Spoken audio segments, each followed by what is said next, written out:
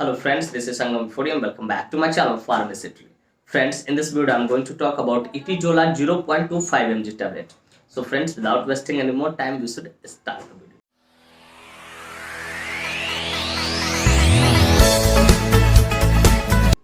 Friends, video को शुरू करने से पहले कुछ बातें मैं यहाँ पे शेयर करना चाहूंगा जो कि आपके लिए एक तरह से वार्निंग है। फ्रेंड्स, यह वीडियो सिर्फ जानकारी के उद्देश्य से बना है। इस वीडियो को देखने के बाद कोई भी मेडिसिन आप खुद से इस्तेमाल ना करें, कतई सेल्फ मेडिकेशन ना करें। Friends, actually I don't support self medication at all.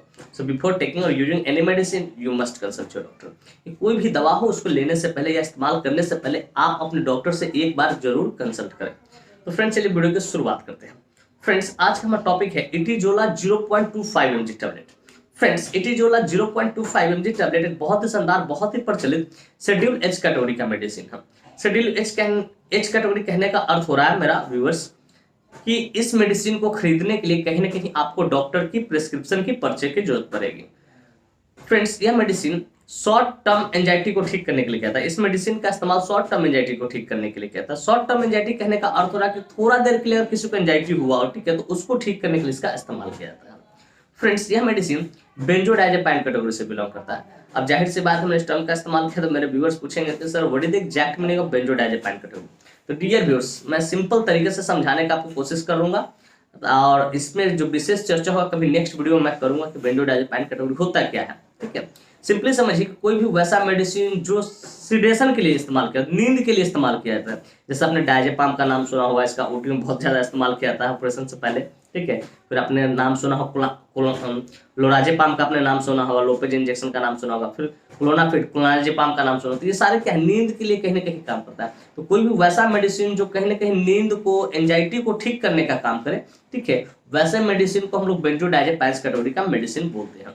तो डियर व्यूअर्स, मैं उम्मीद करता हूं कि ये बातें आपको अच्छे से समझ में आ गया हो कि बेंजोडाइजेपाइन कैटेगरी क्या होता है। और बेंजोडाइजेपाइन कैटेगरी को डियर व्यूअर्स शॉर्ट में BZD भी बोलते हैं, बेंजोडाइजेपाइन भी बोलते हैं। तो फ्रेंड्स, मैं उम्मीद करता हूं कि ये बातें आपको अच्छे से समझ में आ गई। फ्रेंड्स, चलिए बात करना चाहें कौन सी कंपनी इसको मैन्युफैक्चर करती है, क्या इसके अंदर मॉलिक्यूल्स पाए जाते हैं, क्या इसके यूसेज होते हैं, क्या इसके कंट्राइंडिकेशन होते हैं, क्या इसके साइड इफेक्ट होते हैं, क्या इसके डोज होते हैं, क्या इसके मोड ऑफ एक्शन होते हैं। इन सारी बातों को हम लोग समझेंगे ना इस वीडियो में बहुत डिटेल से। Friends, I will make you understand each and everything in a very simple way. मैं यहाँ पे हर एक चीजों को बहुत शानदार तरीके से और बहुत सस्ता भरे तरीके से आपको समझाऊंगा। तो friends, first of all I would like to talk about which company manufactures it. कि चलिए सबसे पहले हम लोग ये जान लेते हैं कौन सी कंपनी है जो इस शानदार मेडिसिन को मैन्युफैक्चर करती है। तो फ्रेंड्स, इस मेडिसिन को मतलब इटिजोला 0.25 mg टैबलेट को 25 mg टैबलेट को मैक्लियोड्स फार्मास्यूटिकल इंडस्ट्री द्वारा मैन्युफैक्चर किया था।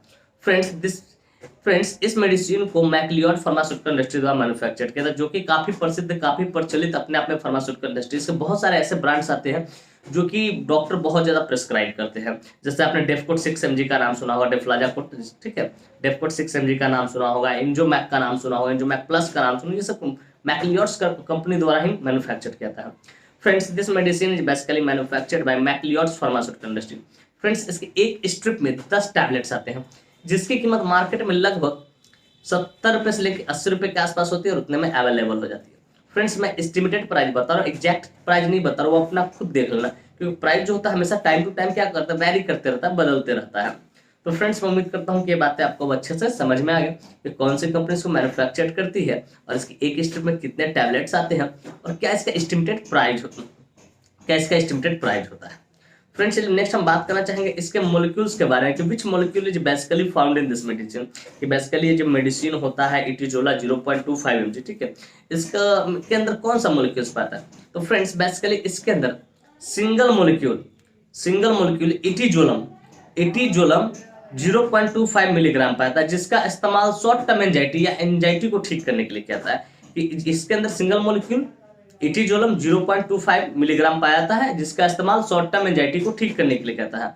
और एंजाइटी को मैंने कितनी बार डिफाइन कर रखा है, एंजाइटी एक ऐसी डिजीज है जिसमें होता क्या है कि नियरेस्ट जो फ्यूचर होता है उसको लेकर आप चिंतित हो जाते हैं। जैसे आपके आने वाले फ्यूचर में आपका एग्जाम होने वाला है, या तो आपको नौकरी का, इंटरव्यू का टेंशन, मतलब कोई चीज जो नियरेस्ट है, काफी करीब है, उसके बारे में आप वरीड अबाउट दैट, या ठीक है, या अनएक्सेस अबाउट दैट, तो उसके बारे में आप चिंतित हो, उसको हम लोग एंजाइटी बोलते हैं। हालांकि मैंने कितनी दफा, कई मरतबा इस चीज को डिफाइन किया, फिर भी मैं यहाँ बता दी हूँ। तो डियर व्यूअर्स, मैं उम्मीद करता हूँ कि ये बातें आपको अच्छे से समझ में आ गया कि इसके अंदर single molecule single molecule etizolam 0.25 mg milligram पाया जाता है, जिसका इस्तेमाल एंजाइटी को ठीक करने के लिए किया जाता है। फ्रेंड्स चलिए बात करना चाहेंगे इसके यूसेज के बारे में, कहाँ कहाँ इसका इस्तेमाल किया जाता है, कहाँ डॉक्टर कब इसको प्रिस्क्राइब करते हैं, किन किन डिजीज में इसको इस्तेमाल में लिया जा सकता है। तो friends let us talk about the usage of this medicine, कि इस मेडिसिन का ना यूसेज को समझते हैं, कहाँ कहाँ इसका इस्तेमाल करते हैं। फ्रेंड्स नंबर 1 इसे treatment of short term anxiety, कि थोड़ी देर के लिए किसी को एंजाइटी हुआ हो, ठीक है, थोड़ी देर का एंजाइटी हुआ, ज्यादा सोच रहा है, घबराहट वगैरह ज्यादा होने लगा, नींद नहीं आ रही रात रात भर, ठीक है, उसको ठीक करने के लिए इसका इस्तेमाल किया जाता है, एंजाइटी को ठीक करने के लिए, लेकिन शॉर्ट टर्म, ठीक है, थोड़ी देर के लिए। फिर कहते हैं ट्रीटमेंट ऑफ इंसोमेनिया, ये इसका इस्तेमाल इंसोमेनिया को भी ठीक करने के लिए कहता है। इंसोमेनिया कहने का अर्थ होता है स्लीपिंग डिसऑर्डर, नींद ना आना, रात रात भर उल्लू की तरह जगे रहना, तो उसको भी ठीक करने के लिए इसका इस्तेमाल किया जाता है। इसको नींद की गोली भी लोग बोल सकते हैं। इटिजोलम एक तरह से क्या है, नींद का ही गोली है, जो कि क्लोनाफिड से एक लेवल ऊपर का ये चीज है, ठीक है। फिर कहते हैं treatment of difficulty in sleeping, अगर किसी व्यक्ति को सोने में दिक्कत हो, 2-3 दिन तक ठीक से नहीं सो पा रहा है किसी भी कारण से, ठीक है, तो उसको भी ठीक करने के लिए इसका इस्तेमाल किया था।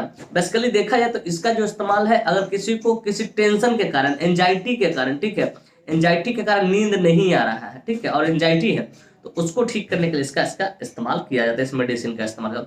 और इस मेडिसिन का इस्तेमाल कभी कभी हॉस्पिटल में इमरजेंसी वार्ड में भी किया जाता है, कि कभी कभी होता है क्या है, पेशेंट जब आता है तो बहुत ज्यादा घबराने के कारण, बहुत ज्यादा नर्वसनेस होने के कारण उसका जो पल्स रेट है बहुत ज्यादा बढ़ जाता है, तो उस पल्स रेट को रिड्यूस करने के लिए भी इसका इस्तेमाल किया जाता है, क्योंकि उस समय उसका जो ब्रेन जो होता है, ठीक है, ब्रेन का जो नर्व सेल होता है एक्सेसिव काम करने लगता है, तो उसको नॉर्मल करने के लिए कभी कभी डॉक्टर इसका इस्तेमाल करते हैं।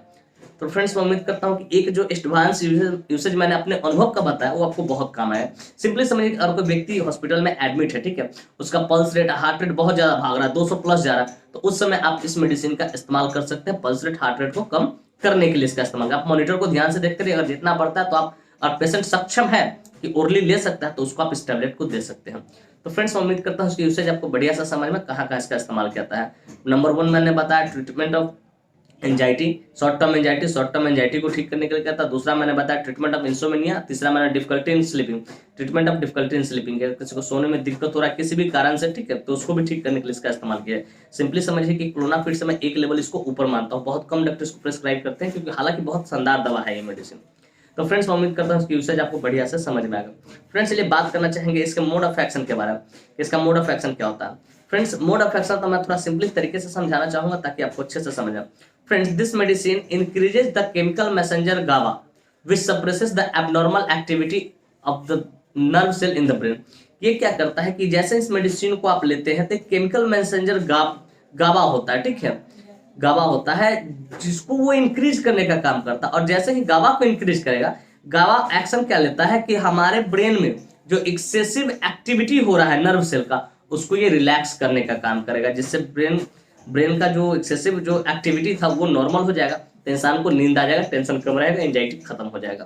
तो इस तरीके से ये काम करता है। ये क्या करता है मेडिसिन लेने के बाद, ये केमिकल मैसेंजर गाबा को इंक्रीज करता है, और गाबा क्या करता है, जो हमारे ब्रेन में जो एक्सेसिव एक्टिविटी चल रहा है नर्व सेल, उसको रिड्यूस करता है, उसको नॉर्मल कर देता है, जिससे पेशेंट को क्या होता है, रिलैक्स हो जाता है, रिलैक्स मिल जाता है। तो फ्रेंड्स मैं उम्मीद करता हूँ उसको मोड ऑफ एक्शन भी आपको बढ़िया से समझ में आया। फ्रेंड्स चलिए बात करना चाहे कंट्राइंडिकेशन के बारे में। Friends, without knowing contraindication, we should never ever administer any drug, any medicine to anyone. बिना कंट्राइंडिकेशन जाने कभी भी किसी को भी कोई भी मेडिसिन हो आपको नहीं देना है, इसका परिणाम घातक हो सकता है। खासकर ये सब दवा तो और नहीं दे, क्योंकि ये कहीं ना कहीं सेडेटिव इफेक्ट देता है, नींद की तरह, नींद की गोली, ठीक है, कहीं ना कहीं ये परेशान करेगा। तो फ्रेंड्स नंबर 1 कंट्राइंडिकेशन अल्कोहल, अगर किसी व्यक्ति ने अल्कोहल कंज्यूम कर रखा तो उसको आपको नहीं देना, इस बात को बखूबी ख्याल रखना। फिर प्रेग्नेंट लेडी और ब्रेस्ट फीडिंग मदर, कि अगर कोई स्त्री प्रेग्नेंट है, माँ बनने वाली है, फैमिली वे में है, तो उसको भी आपको नहीं देना। फिर ब्रेस्ट फीडिंग मदर, कि अगर कोई स्त्री अपने बच्चों को दूध पिलाती है, स्तनपान कराती है, तो उसको भी आपको नहीं देना, इस बात को बखूबी याद रखना। फिर लिवर डे और किडनी डे, अगर कोई पेशेंट लिवर डे और किडनी डे से सफर कर रहा है तो बिना डॉक्टर से कंसल्ट किए, फिजिशियन से आप नहीं दीजिए, क्योंकि डॉक्टर ही डिसाइड करेंगे सुटेबल डोज क्या होगा उस टाइप के पेशेंट के लिए। तो फ्रेंड्स मैं उम्मीद करता हूँ कि ये कुछ इसके कंट्राइंडिकेशन था जो आपको अच्छे से समझ में आएगा। फ्रेंड्स चलिए बात करना चाहेंगे इसके साइड इफेक्ट्स के बारे में। फ्रेंड्स जितने भी मेडिसिन होते हैं एलोपैथिक में कुछ ना कुछ तो साइड इफेक्ट देखने को मिलता ही है, और ये तो खास करके नींद की दवा है तो इसमें और ज्यादा साइड इफेक्ट देखने को आपको मिल सकता है। नंबर 1 साइड इफेक्ट है हेडेक, हो सकता है आपका जो सर है वो थोड़ा बहुत दर्द करेगा। फिर कहता है ट्रेमर्स, आपका जो हाथ है वो हाथों कांपने लगेगा, ट्रेमर्स जिसको बोलते हैं, ठीक है। फिर कहता है कंफ्यूजन, हो सकता है आपको कंफ्यूजन क्रिएट होगा, सो को उठने के बाद लगेगा क्या है, दिन है कि रात है, समझ में नहीं है, कभी कंफ्यूजन क्रिएट, थोड़ा देर के लिए कंफ्यूजन क्रिएट करता है।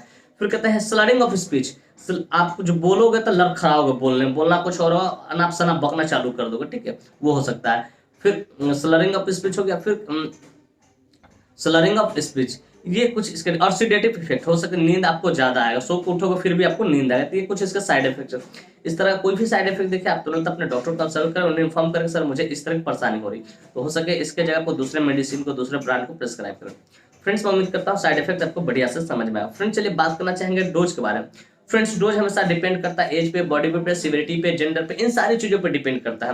लेकिन यहाँ जो मैं डोज बता रहा हूँ ये अडल्ट के लिए बता रहा हूँ, जिनकी उम्र 18+ हो उनके लिए मैं बता रहा हूँ। 1 × ODHS, एक गोली रोज लेना है आपको रात में, एक गोली रोज लेना है आपको रात में खाना खाने के बाद, ठीक है, सो जाने से पहले। तो फ्रेंड्स मैं उम्मीद करता हूँ उसको डोज भी आपको बढ़िया से समझ में। फ्रेंड्स मैं उम्मीद करता हूँ कि ये बातें बिल्कुल आपको शानदार तरीके से समझ में आ गया होगा कि इटिजोला 0.25 mg टैबलेट क्या होता है, कौन सी कंपनी इसको मैन्युफैक्चर करती है, क्या इसके अंदर मॉलिक्यूल्स पाए जाते हैं, क्या इसके यूसेज होते हैं, क्या इसके कंट्राइंडिकेशन होते हैं, क्या इसके मोड ऑफ एक्शन होते हैं, क्या इसके साइड इफेक्ट होते हैं और क्या इसके डोज होते हैं। और साथ में ये भी उम्मीद करता हूँ कि मेरी यह वीडियो काफी इन्फॉर्मेटिव, काफी इंटरेस्टिंग, काफी जबरदस्त लगी होगी आपको, और मेरे इस वीडियो से आप लोगों को कुछ ना कुछ सीखने को जरूर मिला हो। फ्रेंड्स वाकई में मेरी वीडियो इन्फॉर्मेटिव और इंटरेस्टिंग लगी हो। Friends if you find this video informative and interesting, hit the like button, subscribe my channel and don't forget to share it with your medical friends and common friends. Thank you for watching this video. Bye bye, take care, फिर मिलते हैं next video में। तब तक के लिए स्वस्थ रहिए, मस्त रहिए, ख्याल रखिए अपना और अपने परिवार का। थैंक यू, धन्यवाद।